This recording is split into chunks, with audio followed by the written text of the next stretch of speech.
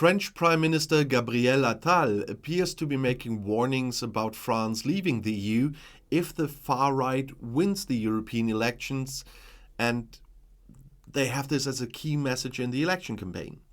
The negative example of Great Britain also plays a role here. Who were the first supporters of Brexit? Who gave the Brexit Street its name? Who has openly shown their support for the leader of the Brexit camp, Nigel Farage? The Rassemblement National, that's what Attal said in a speech to the French National Assembly last week. 4 months before the EU elections, the Rassemblement National, the RN, is clearly leading in the polls, and Attal is now positioning himself as an EU supporter and wants to remind undecided voters that Brexit, which has turned out to be difficult economically and politically, is the work of the right-wing extremists. We cannot support leaving the EU as long as you have no other interests, as long as you do not serve another country, another power. That's what the newly appointed Prime Minister reiterated on last Monday during his first visit to Berlin. In doing so, he barely alluded to the Rassemblement National's ongoing ties to the Kremlin. A few days after the Brexit vote in June 2016, Marine Le Pen, the figurehead and parliamentary group leader of the RN, celebrated the result of the referendum. The United Kingdom has decided to free itself from bondage, she said. As a candidate in the 2017 presidential election, Le Pen vowed to emulate the British and hold a referendum on membership of the EU. But the idea frightened even core voters who feared economic chaos, and the project has since been removed from the RN election manifesto. The RN had abandoned its opposition because it had worried public opinion, wrote Thierry Chopin, special advisor to the Jacques Delors Institute. That's a think tank, and he wrote that in the daily Le Monde.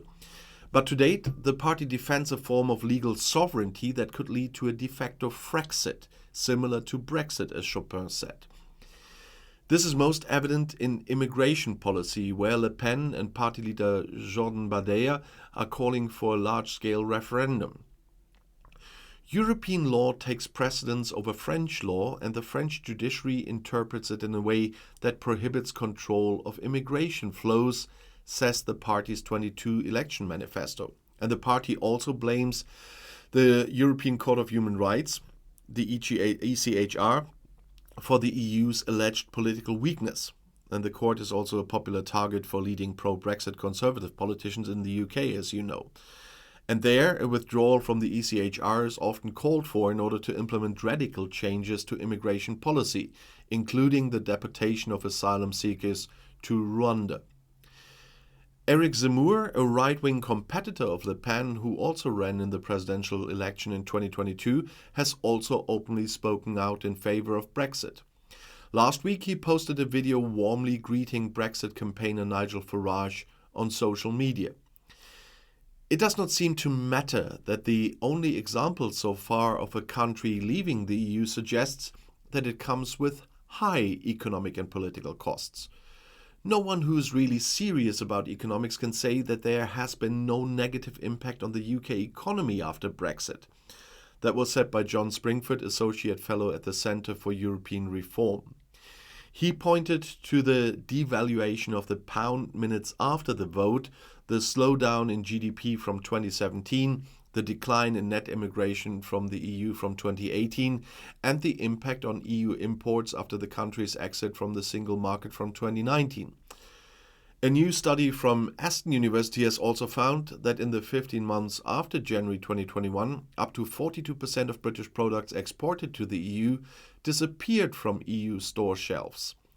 And half of Brits now believe that Brexit has had a negative impact on the UK in general. Only a quarter think it has done the country any good, at least as The Guardian reported in December. And the polling institute Opinion found that 55% of respondents thought leaving the EU was a bad idea, while 33% were in favor. In February 2020, both values were still almost identical at 43%. And ultimately, it's unlikely that the RN will ever decide to withdraw completely. But instead, the party will likely take Viktor Orban's path. That means staying in the EU because the cost of leaving are too high, but increasing the fight against EU law and hindering EU decision-making. The days of the RN's Frexit are not over, as Renew Europe President Valérie Ayer told media, but here you can see where populist lies lead, she said. Brexit is an example of what happens when European nations give the green light to right-wing extremists. This is what it looks like when you leave the EU and want to weaken the European project. You shoot in your own foot. But this could be the government's new argument to scare off RN voters just 4 months before the election. Hoping to amplify the momentum France has enjoyed since the UK's exit from the EU, the government is working also on a financial attractiveness bill meant to defend the interests of the Paris Financial Centre within a future European Capital Markets Union.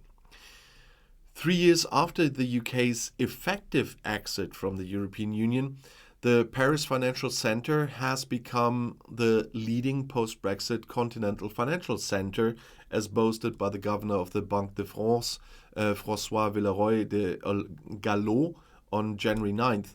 But this success is only a first step. The day before, the Minister of the Economy, Bruno Le Maire, had announced his intention to present a bill in the spring on France's financial attractiveness in order to consolidate this positive dynamic. And with just saying that he wants to ride the wave unleashed by Brexit to attract even more jobs, more businesses, and above all, additional long-term investment flows. Since 2021, the Paris Financial Centre has attracted more than 5,500 banking and finance jobs from London, and the majority of the major English-speaking banks have chosen to establish their Eurozone market bases in Paris.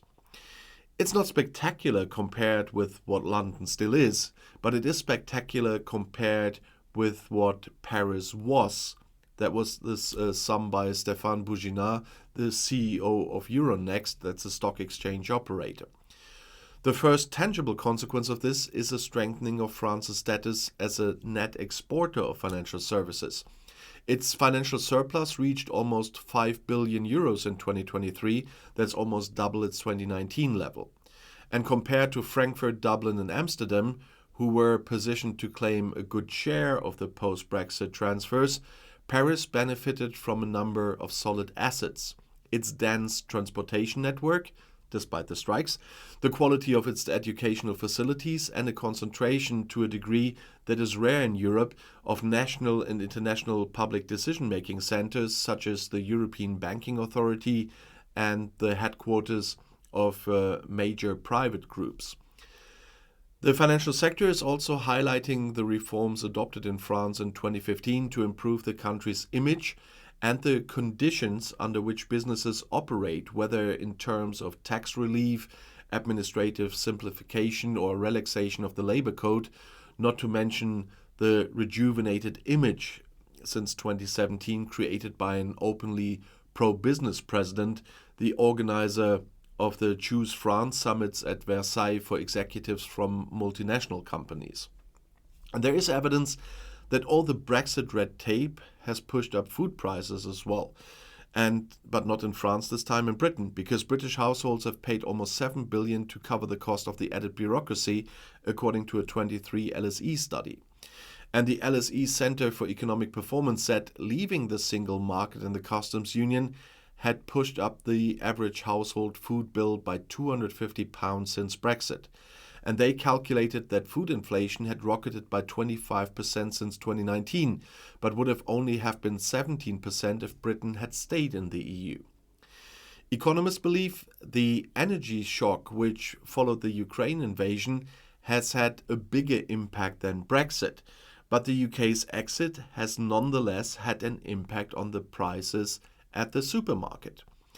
The Bank of England's chief economist Hugh Pill said in 2022 that Brexit was one factor for the UK's high levels of inflation. They were higher than anywhere else in comparable countries. And it helps explain why Paul Johnson, the head of the respected Institute for Fiscal Studies think tank, said in the same year that Brexit was very clearly an economic own goal. And it is why food sector groups have called on the government to agree a new veterinary deal with the EU to align health and safety standards in a bid to ease some of the paperwork burdens. There is a strong consensus among voters that Brexit hasn't worked out well. I said that earlier. But it's also the case that most don't want to reopen the whole thing, and that's one of the issues Labour has now in the campaigning, and why they are tiptoeing around. And sometimes I have to say that Starmer is even lying at some points, but or at least smoke screening the people with some things he says about getting closer to the EU. But that's the reason why they're afraid of openly talking about Brexit. Nobody is openly talking about Brexit really at the moment, because they're afraid especially to not regain the seats in the former Red Wall, as they were always called. And the people are so sick of the topic that they don't want to reopen it. But they all feel, except some hardcore Brexiteers, and I still see some very hilarious comments under my videos from delusional people. But there's a lot of harm caused, but you cannot just reverse it quickly or whatever. We're talking about decades to ever reverse this. And so it's understandable that the people currently are not very fond of that topic. But nevertheless, if you want to see another video, the next one is right here in the end screen. I'll see you there. I'll be back.